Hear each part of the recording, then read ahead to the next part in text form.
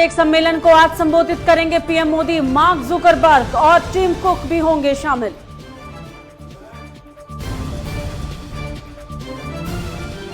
ASEAN summit में बोले राजनाथ सिंह, कहा दुनिया के लिए सबसे बड़ा खतरा है आतंकवाद।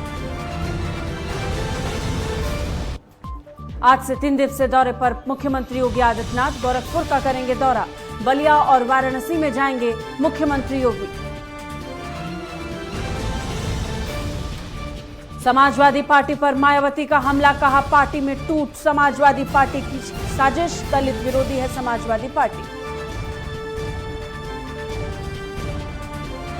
आज से पर्यटकों के लिए खोला गया ताजमहल। 650 पर्यटकों को एक बार में मिलेगी एंट्री। कोविड प्रोटोकॉल का रखा जाएगा खास ख्याल।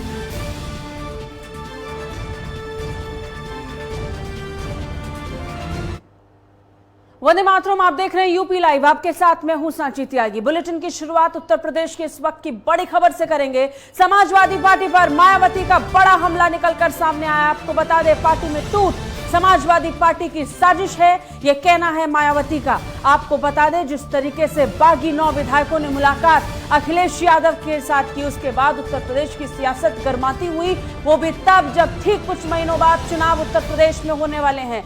मायावती ने इस बीच बड़ा हमला एसपी पर कर दिया है। समाजवादी पार्टी को लेकर के कहा कि समाजवादी पार्टी झूठ फैला रही है, पार्टी को तोड़ने की साजिश समाजवादी पार्टी की है। मायावती ने करारा जवाब इस बीच समाजवादी पार्टी को दिया। अखिलेश यादव पर जमकर निशाना साधा। उन्होंने कहा कि समाजवादी पार्टी ही वो पार्टी है जो दलित विरोधी है, और इसके साथ साथ कुछ विधायक ऐसे हैं जो निलंबित कर दिए गए थे बहुत पहले से।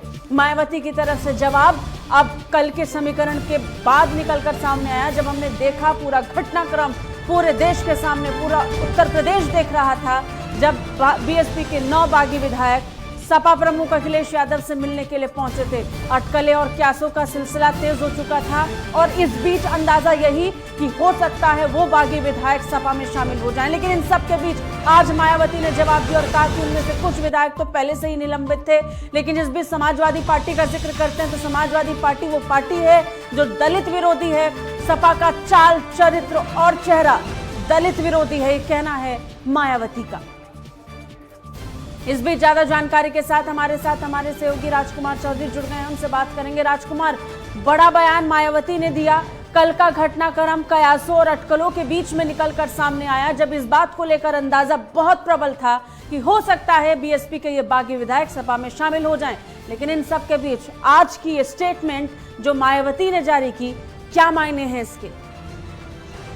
निश्चित तौर पर जो आज मायावती का जो बयान आया है, बसपा सुप्रीमो ने जो बयान दिया है, अगर इस पूरे घटनाक्रम को अगर देखा जाए तो कल जिस तरीके से मुलाकात हुई, मुलाकात बाद तकनीकी कुछ अगर इसको समझने का प्रयास करें तो बिल्कुल सीधे तौर पर बहुजन समाज पार्टी के टोटल 19 में से 11 विधायक ऐसे हैं कि जो पार्टी के साथ नहीं है। विधानमंडल दल के नेता के गठन को लेकर जब ये विवाद पैदा हुआ और असंतोष कहीं ना कहीं पनपा, उसके बाद जो असंतुष्ट 11 विधायक हैं वो कहीं ना कहीं अलग होते हुए दिखे, और उसके बाद धीरे से कल 5 विधायकों ने जिस तरीके से मुलाकात की अखिलेश यादव से, हालांकि इसे बिल्कुल गोपनीय तरीके से रखा गया, लेकिन शिष्टाचार मुलाकात भी इसको बताया गया।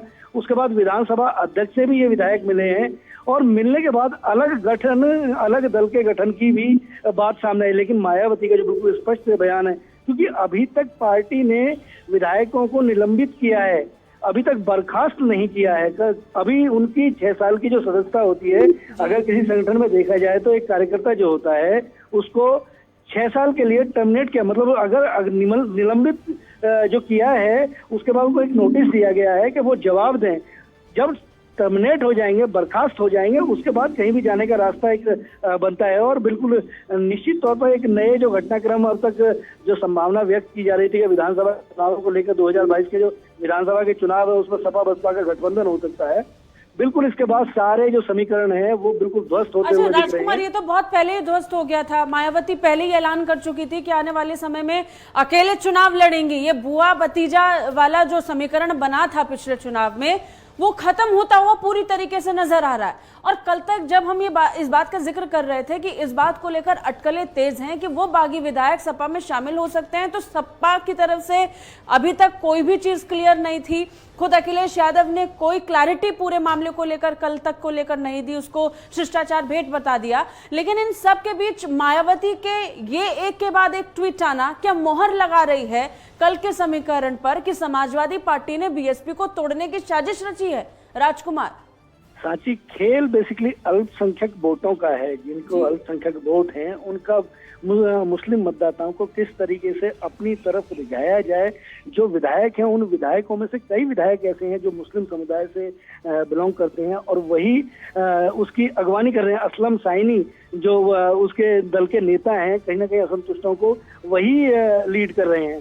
तो आने वाला समय जो है 2022 के चुनाव है, बिल्कुल प्रचंड बहुमत के साथ जिस तरीके से उत्तर प्रदेश में भारतीय जनता पार्टी की सरकार चल रही है और पूरा हिंदुत्ववाद को लेकर भारतीय जनता पार्टी का बिल्कुल अपना एक फंडा बिल्कुल क्लियर है। अब मुस्लिम मतदाताओं को किस तरीके से अपनी तरफ रिझाया जाए उसको लेकर सपा और बसपा तरह तरह के अपने प्रयास कर रही है। यहाँ सारा मामला अभी वोट्स को साधने का है और जो पिछले चुनावों में वोट शेयर सपा या बीएसपी का आया है वो लगातार मजबूर कर रहा है इन पार्टियों को कुछ ऐसी रणनीति बनाने के लिए कि कम से कम अपनी साख बचा लें।